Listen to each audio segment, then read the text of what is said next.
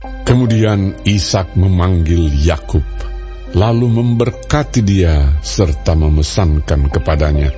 Katanya, "Janganlah mengambil istri dari perempuan Kanaan. Bersiaplah, pergilah ke Padan Aram, ke rumah Betuel, ayah ibumu, dan ambillah dari situ seorang istri dari anak-anak Laban, saudara ibumu. Moga-moga Allah yang Maha Kuasa memberkati engkau, membuat engkau beranak cucu, dan membuat engkau menjadi banyak, sehingga engkau menjadi sekumpulan bangsa-bangsa.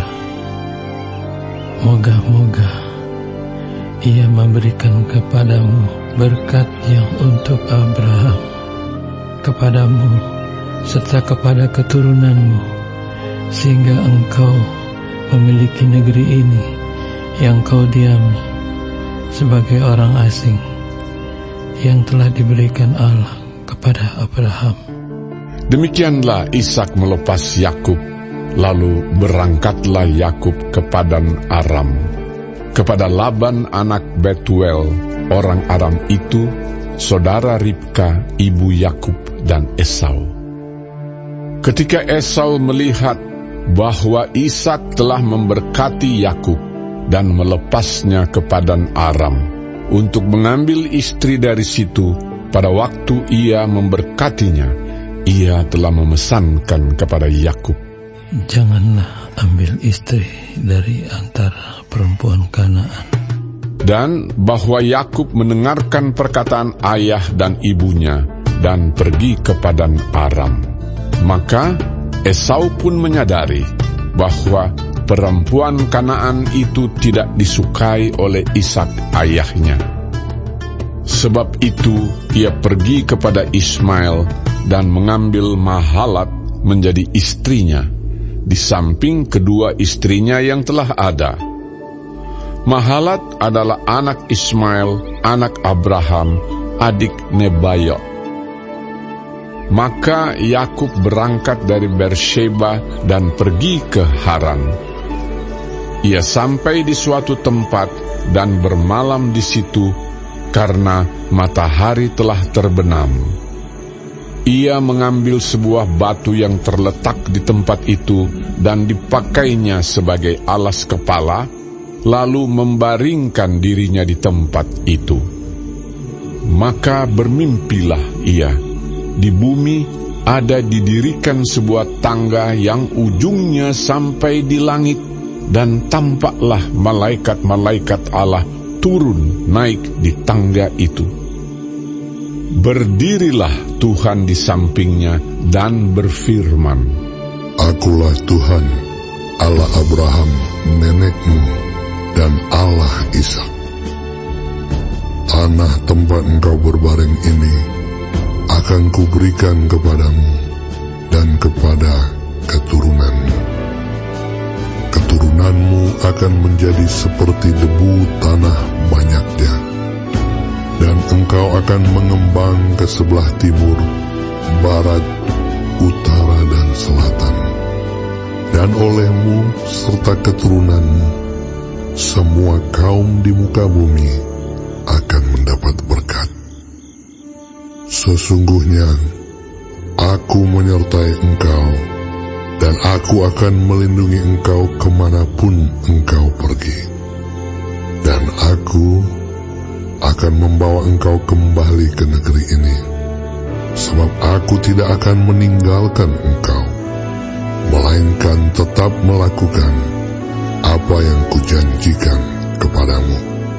Ketika Yakub bangun dari tidurnya, berkatalah ia, "Sesungguhnya Tuhan ada di tempat ini, dan aku tidak mengetahuinya." Ia takut dan berkata, "Alangkah dahsyatnya tempat ini. Ini tidak lain dari rumah Allah. Ini pintu gerbang sorga." Keesokan harinya pagi-pagi Yakub mengambil batu yang dipakainya sebagai alas kepala dan mendirikan itu menjadi tugu dan menuang minyak ke atasnya. Ia menamai tempat itu Betel. Dahulu nama kota itu Luz. Lalu bernasarlah Yakub. Jika Allah akan menyertai dan akan melindungi aku di jalan yang kutempuh ini, memberikan kepadaku roti untuk dimakan dan pakaian untuk dipakai, sehingga aku selamat kembali ke rumah ayahku, maka Tuhan akan menjadi Allahku, dan batu yang kudirikan sebagai tugu ini akan menjadi rumah Allah. Dari segala sesuatu yang Engkau berikan kepadaku, akan selalu kupersembahkan 1/10 kepadamu.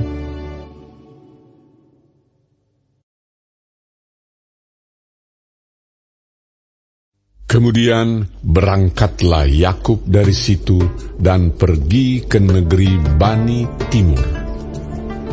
Ketika ia memandang sekelilingnya, dilihatnya ada sebuah sumur di padang, dan ada 3 kumpulan kambing domba berbaring di dekatnya. Sebab dari sumur itulah orang memberi minum kumpulan-kumpulan kambing domba itu.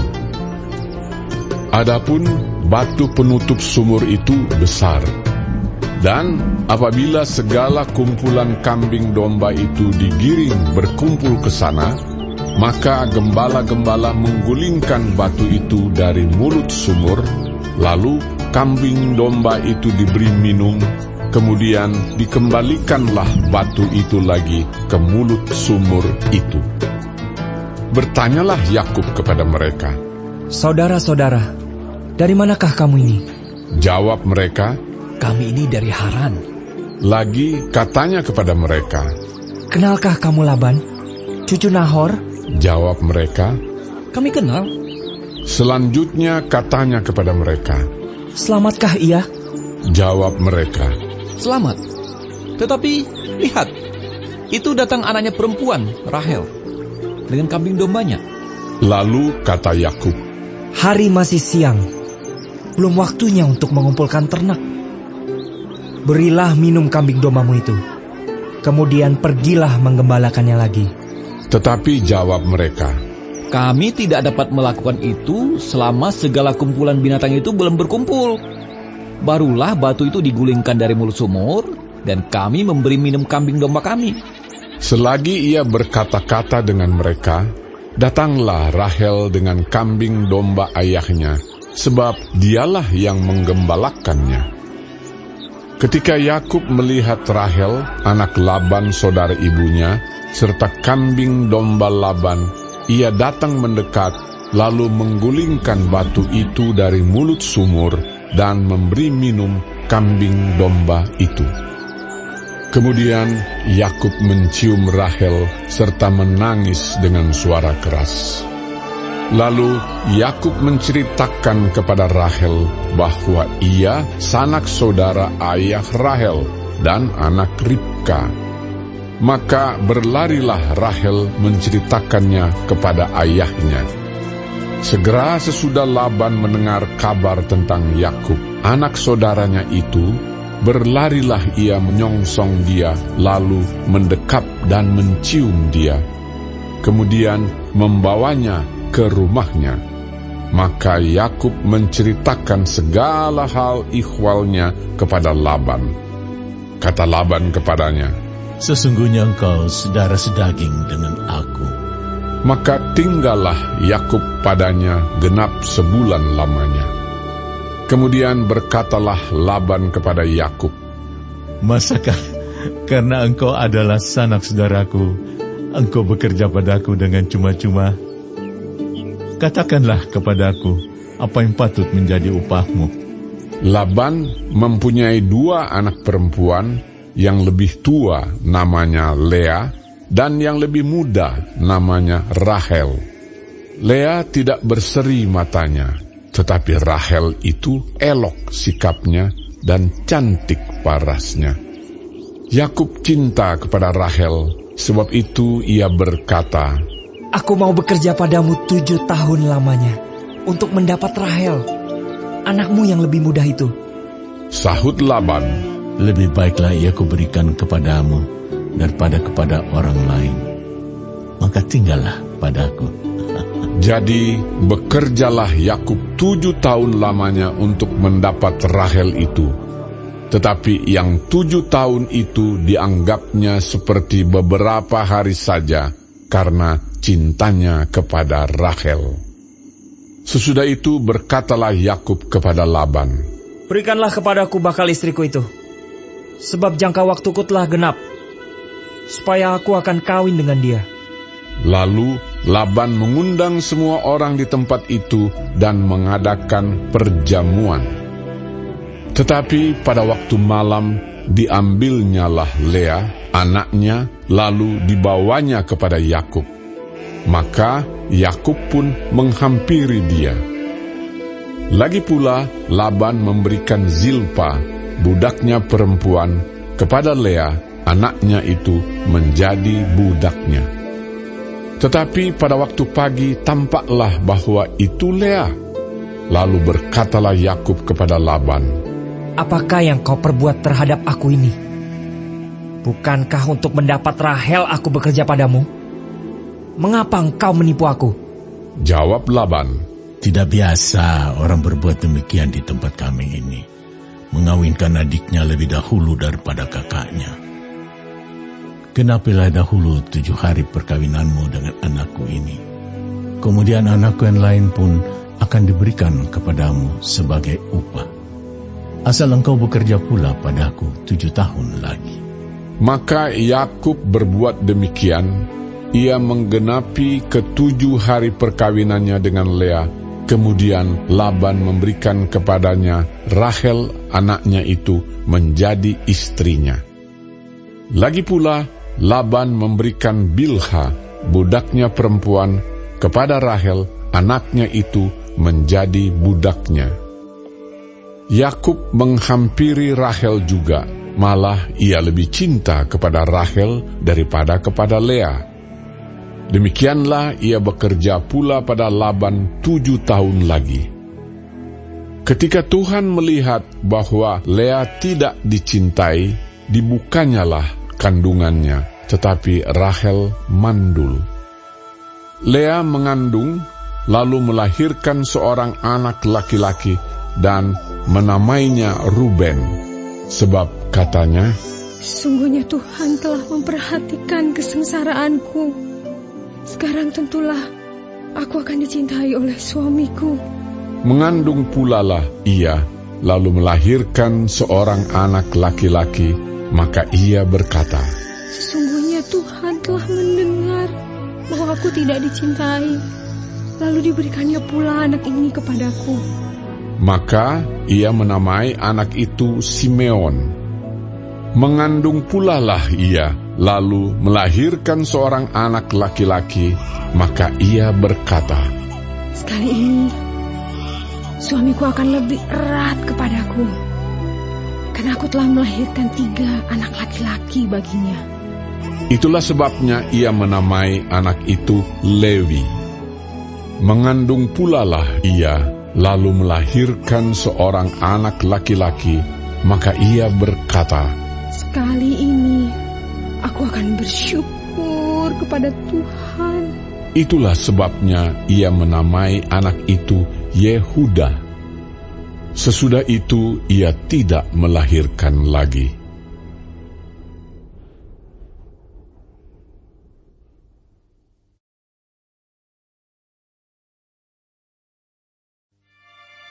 Ketika dilihat Rahel bahwa ia tidak melahirkan anak bagi Yakub, cemburulah ia kepada kakaknya itu, lalu berkata kepada Yakub, Berikanlah kepadaku anak, kalau tidak aku akan mati. Maka bangkitlah amarah Yakub terhadap Rahel, dan ia berkata, Akukah pengganti Allah yang telah menghalangi engkau mengandung? Kata Rahel, Ini Bilha, budakku perempuan. Hampirilah dia, supaya ia melahirkan anak di pangkuanku, dan supaya oleh dia aku pun mempunyai keturunan. Maka diberikannya Bilha, budaknya itu, kepada Yakub menjadi istrinya, dan Yakub menghampiri budak itu. Bilha mengandung, lalu melahirkan seorang anak laki-laki bagi Yakub. Berkatalah Rahel, Allah telah memberikan keadilan kepadaku, juga telah didengarkannya permohonanku, dan diberikannya kepadaku seorang anak laki-laki. Itulah sebabnya ia menamai anak itu Dan. Mengandung pulalah Bilha, budak perempuan Rahel, lalu melahirkan anak laki-laki yang kedua bagi Yakub. Berkatalah Rahel, Aku telah sangat hebat bergulat dengan kakakku, dan aku pun menang. Maka ia menamai anak itu Naftali. Ketika dilihat Lea bahwa ia tidak melahirkan lagi, diambilnyalah Zilpa, budaknya perempuan, dan diberikannya kepada Yakub menjadi istrinya. Dan Zilpa, budak perempuan Lea, melahirkan seorang anak laki-laki bagi Yakub. Berkatalah Lea, Mujur telah datang. Maka ia menamai anak itu Gad. Dan Zilpa, budak perempuan Lea, melahirkan anak laki-laki yang kedua bagi Yakub. Berkatalah Lea, Aku ini berbahagia. Tentulah perempuan-perempuan akan menyebutkan aku berbahagia. Maka ia menamai anak itu Asher. Ketika Ruben pada musim menuai gandum pergi berjalan-jalan, didapatinyalah di padang buah Dudaim. Lalu dibawanya kepada Lea ibunya. Kata Rahel kepada Lea, Berilah aku beberapa buah dudaim yang didapat oleh anakmu itu. Jawab Lea kepadanya, Apakah belum cukup bagimu mengambil suamiku? Sekarang pula mau mengambil lagi buah dudaim anakku? Kata Rahel, Kalau begitu, biarlah ia tidur dengan engkau pada malam ini, sebagai ganti buah dudaim anakmu itu. Ketika Yakub pada waktu petang datang dari padang, pergilah Lea mendapatkannya sambil berkata, Engkau harus singgah kepadaku malam ini, sebab memang kau telah kusewa dengan buah dudaim anakku. Sebab itu tidurlah Yakub dengan Lea pada malam itu. Lalu Allah mendengarkan permohonan Lea. Lea mengandung dan melahirkan anak laki-laki yang kelima bagi Yakub. Lalu kata Lea, Allah telah memberi upahku, karena aku telah memberi budakku perempuan kepada suamiku. Maka ia menamai anak itu Isakar. Kemudian Lea mengandung pula dan melahirkan anak laki-laki yang keenam bagi Yakub. Berkatalah Lea, Allah telah memberikan hadiah yang indah kepadaku.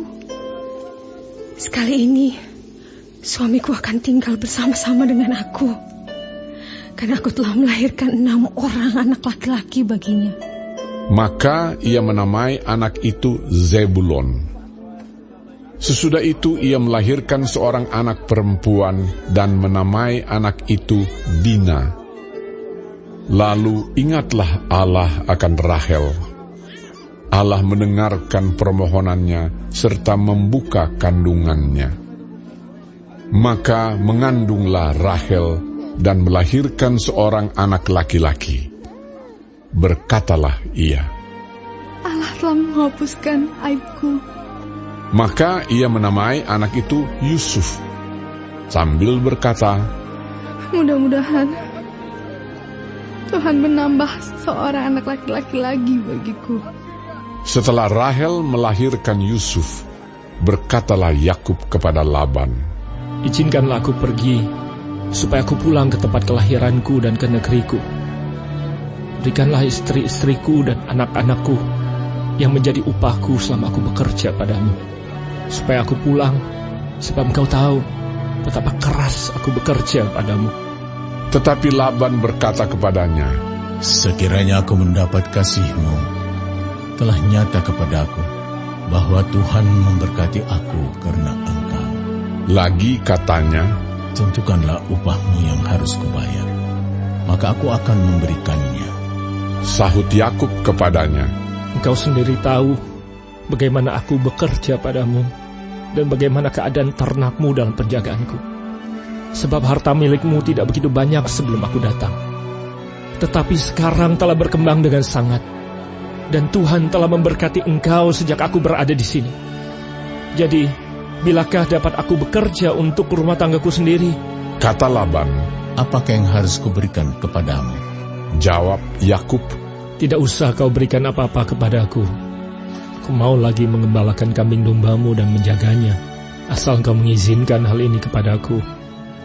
Hari ini aku akan lewat dari tengah-tengah segala kambing dombamu dan akan mengasingkan dari situ setiap binatang yang berbintik-bintik dan berbelang-belang, segala domba yang hitam dan segala kambing yang berbelang-belang dan berbintik-bintik. Itulah upahku. Dan kejujuranku akan terbukti di kemudian hari, apabila engkau datang memeriksa upahku. Segala yang tidak berbintik-bintik atau berbelang-belang di antara kambing-kambing, dan yang tidak hitam di antara domba-domba, anggaplah itu tercuri olehku. Kemudian kata Laban, baik, jadilah seperti perkataanmu itu. Lalu diasingkannyalah pada hari itu kambing-kambing jantan yang bercoreng-coreng dan berbelang-belang, dan segala kambing yang berbintik-bintik dan berbelang-belang, segala yang ada warna putih pada badannya, serta segala yang hitam di antara domba-domba, dan diserahkannyalah semuanya itu kepada anak-anaknya untuk dijaga. Kemudian Laban menentukan jarak 3 hari perjalanan jauhnya antara dia dan Yakub. Maka tetaplah Yakub menggembalakan kambing domba yang tinggal itu. Lalu Yakub mengambil dahan hijau dari pohon hawar, pohon badam, dan pohon berangan. Dikupasnyalah dahan-dahan itu sehingga berbelang-belang sampai yang putihnya kelihatan. Ia meletakkan dahan-dahan yang dikupasnya itu dalam palungan, dalam tempat minum, kemana kambing domba itu datang minum, sehingga tepat di depan kambing domba itu. Adapun kambing domba itu suka berkelamin pada waktu datang minum. Jika kambing domba itu berkelamin dekat dahan-dahan itu, maka anaknya bercoreng-coreng, berbintik-bintik dan berbelang-belang. Kemudian Yakub memisahkan domba-domba itu, dihadapkannya kepala-kepala kambing domba itu kepada yang bercoreng-coreng dan kepada segala yang hitam di antara kambing domba Laban. Demikianlah ia beroleh kumpulan-kumpulan hewan baginya sendiri dan tidak ditempatkannya pada kambing domba Laban. Dan setiap kali apabila berkelamin kambing domba yang kuat, maka Yakub meletakkan dahan-dahan itu ke dalam palungan di depan mata kambing domba itu, supaya berkelamin dekat dahan-dahan itu. Tetapi apabila datang kambing domba yang lemah, ia tidak meletakkan dahan-dahan itu ke dalamnya. Jadi hewan yang lemah untuk Laban dan yang kuat untuk Yakub. Maka sangatlah bertambah-tambah harta Yakub, dan ia mempunyai banyak kambing domba, budak perempuan, dan laki-laki, unta dan keledai.